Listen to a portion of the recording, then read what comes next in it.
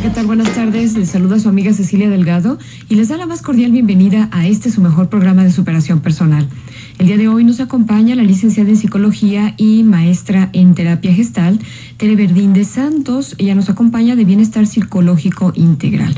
Hola, Tere, buenas tardes, ¿cómo estás? ¿Qué tal, Ceci? Muy buenas tardes. Pues aquí ya sin tiempo que no venía, pero un gusto estar aquí contigo. Pues muchísimas gracias. Y un tema que realmente es de suma importancia, sobre todo para aquellas personas que tienen ahorita en casa jovencitos que están entrando a la adolescencia o que están ya en esta etapa de la adolescencia, porque me imagino que es aquí en donde se comienzan a presentar los primeros síntomas de este tipo de trastornos. Pero platícanos qué son estos trastornos. Ok, fíjate, vamos a empezar como definiendo justamente, ¿no? Vamos a entender primeramente la identificación de una conducta. Conducta es todo acto que me implica una relación con el medio.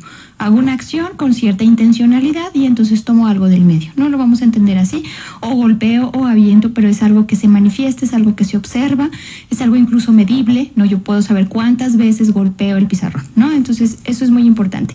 Alimentaria viene de que tiene que ver con nuestra alimentación, ¿sí? Entonces, cuando hablamos de un trastorno de la conducta alimentaria, lo que primero que tenemos que empezar a identificar justamente es cómo se da esa conducta. ¿Sí? ¿Qué síntomas o qué indicadores nos pueden empezar a hablar primero de que estamos en un riesgo, ¿no? Por ejemplo, el dejar de comer, ¿sí? Nosotros, por algún azar, ya sea que trabajamos en exceso, ya sea nuestros malos hábitos, podemos empezar a dejar de comer, ¿sí? Ese no es ningún problema, nos puede pasar de vez en cuando, un atracón. Siempre pongo el ejemplo de cuando vamos al cine, ¿no? Compramos un super bote de palomitas, unos nachos, los típicos paquetes, es media película y ya no lo acabamos. O antes, todavía ni se acaban los cortos. Un atracón consiste en comer en poco tiempo una cantidad impresionante de comida. Todo lo que nos comemos por ejemplo, 10 tacos en 5 minutos, ¿no? O 10 tacos, pero no en 2 horas, sino como algo más rápido de lo que lo asimilamos, ¿no? Entonces, todos podemos tener un atracón de vez en cuando, todos podemos dejar de comer de vez en cuando. El problema, o cuando se convierte en un trastorno, es cuando hay una negación a la comida. Ese es uno, que es uno de los principales síntomas de anorexia, ya iremos definiéndolos, pero lo primero es eso, me niego a comer, no quiero comer, pero eso no implica que no tenga hambre. Esto es muy importante. Se empieza a ver cierto rechazo por la comida, desde miedo a engordar, desde negación a ciertos sabores, a ciertos gustos, desde asco. Entonces, primero niego que quiero comer, no quiero, y después lo primero que hay que detectar después es a qué se debe. Si es miedo a subir de peso, si es miedo a verme mal, si es incluso unas ganas de verme bien, aunque parezca paradójico, no hay gente que no exactamente deja de comer, pero sí come demasiado o excesivamente sano o muy rígido con su alimentación. Y entonces ahí vamos detectando que algo empieza como a hacernos luz roja, algo no está bien ahí, algo hay que atender. Otra de los indicadores por ahí de riesgo es, me atranco, sí, pero después intento recompensar, sí, entonces como demasiado, 2, 3 días y después voy y hago ejercicio por horas. Pero aquí el punto clave es la ansiedad, que haya ansiedad por eso, o sea, de verdad hay culpa, de verdad hay miedo a subir de peso, de verdad hay un temor a que esa alimentación o eso que me comí repercute negativamente en mí. Eso es clave. Todos podemos de vez en cuando decir, yo hoy comí de más, mañana como menos, ¿no? Pero hay que ver ese nivel o esa cuestión emocional que me va generando y el periodo de tiempo y las consecuencias que va teniendo. No es lo mismo hacerlo una vez cada y tanto a que ya esto se esté gestando y se esté ya trayéndonos cada vez más y más consecuencias. Y bueno, recuerdo hace muchos años una señora que decía que su hijo tenía 3 semanas sin comer, ¿no? Entonces, pues 3 semanas sin comer es mucho, ¿no? O chicas que entre líneas dicen que comen, pero se comen, no sé, un paquete de galletas en todo el día. Incluso el pretexto ideal es que tomo mucha agua. Pues sí, es la única manera en que calman el hambre y se imaginan que el agua no engorda. Digo, no engorda, no te genera grasa, pero también retienes líquidos. Entonces, hay que ir escuchando los síntomas, hay que ir atendiendo los indicadores y sobre todo no postergar. O sea, no esperar a que esto ya sea un trastorno grave porque bueno, ya iremos viendo que se va complicando y se va complicando hasta la muerte incluso. Claro, yo creo que una de las noticias que más impactan es, sobre todo de las artistas o gente del medio artístico que nos hemos dado cuenta y que nos dicen, pues parece que tenía anorexia. parece que tenía bulimia. Nos espantamos, pero como que nunca imaginamos que esto puede llegar a tocar en nuestra casa.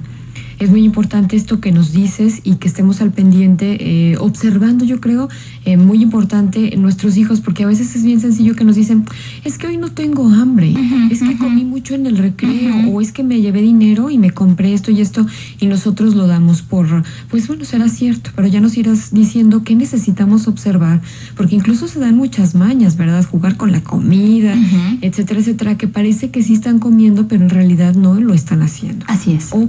O los otros, las bulímicas, que son las que vomitan y que entonces también no nos damos cuenta qué es lo que está pasando. Y fíjate, antes la bulimia, uno de los indicadores justamente que detectaban los médicos era por el vómito, porque se lastiman los dientes, ¿no? Regresas los ácidos y bueno, te lastimas mucho tus dientes. Pero ahora las chicas van buscando otro tipo de estrategias, ¿no?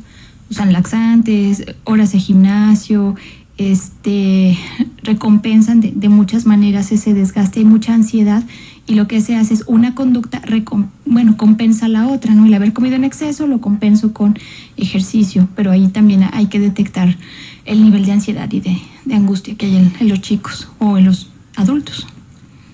Bueno, los papás, muy importante esta parte de la observación, porque también veo que si esto se está presentando en la cuestión de la adolescencia, en donde los papás a veces también están buscando así como el deslindarse un poquito o abrir los espacios, pues ya no se está observando tan agudamente, o se abre un espacio realmente, a veces hasta es un gran abismo entre los dos, y no se dan cuenta qué es lo que está sucediendo. Ya se dan cuenta cuando realmente, nos acabas de decir, esto realmente se convirtió en un trastorno, y ya un trastorno muy grave que podría ser no tener vuelta atrás. Así es. Entonces sí es importante que vayamos observando, quédese con nosotros para que vayamos yendo paso a paso sobre estos trastornos de la conducta alimentaria, y viendo qué es lo que es importante que vayamos observando. Fíjate que hace poco vi que hicieron un estudio en un colegio aquí en la ciudad de Aguascalientes, y no fue la tendencia que hubiese trastornos, si acaso una o dos jovencitas o jovencitos salieron ya con un problema realmente muy marcado. Sin embargo, me llamó la atención que una buena parte está realmente muy preocupado sobre su aspecto físico. Así es. Entonces, bueno, sí es de llamar la atención, porque de alguna manera todos los médicos, todos los medios de comunicación, son los mensajes que están mandando, ¿verdad? Continuamente, las modelos, las imágenes en televisión, unas expectativas muy altas en cuanto a nuestra imagen, y que no tienen a veces nada que ver con nuestro tipo físico. Así es. Y aquí hay dos cosas importantes ahorita que hablas de la cuestión de los medios, ¿no? Una es primeramente que esto que hablas de la imagen, ¿sí? El darle tanto peso al cuerpo, o sea, lo esperado, la expectativa, lo que debe ser, y otra cosa también, la vulnerabilidad de los chicos a tomar decisiones, ¿sí? O sea, ¿qué se imaginan que van a ganar con verse delgadas? O a veces ni siquiera les preocupa verse delgadas o no para el otro, sino ante sí mismas. Entonces hay que empezar como a identificar estos puntos, y sobre todo como la edad particular de los trastornos. Es bueno, pues entonces vamos a ir revisando poco a poco esto. Más o menos, ¿en qué edad comienza esta preocupación, Tere? Mira, la preocupación por la imagen como tal y la conciencia comúnmente es en la adolescencia. Sin embargo, puede haber pequeñitos que ya estén preocupados, nada más que hay que identificar que es muy diferente. Un pequeño puede ser más aprendizaje, puede ser más imitación, hay que checar. Y en los adolescentes sí es muy claro por el temor a crecer. Es como un indicador clave. Sí, es este miedo a crecer, este miedo yo trabajo con adolescentes y siempre comento que la entrada a la pubertad es algo que ya no puedes negar. O sea, una vez que entra la pubertad ya no puedes seguir siendo niño, ¿no? Ya es un indicador en tu propio cuerpo, en tu propio proceso, entonces tienes que afrontar esa situación, y ahí es donde empieza más claramente la preocupación por la imagen. Sí, se vuelve más fuerte. Los miedos se vuelven más palpables en sí. Entonces aquí pues hay que empezar a generar estrategias para que le hagan frente a todo esto. Y también que los medios masivos son importantes, sin embargo no es un factor determinante, es un factor que influye, pero puede seguir habiendo modelos muy delgadas. Sin embargo, es que ver a las chicas que ven a esa modelo que se imaginan que van a lograr algo con eso, ¿no? Entonces ahí es donde hay que trabajar.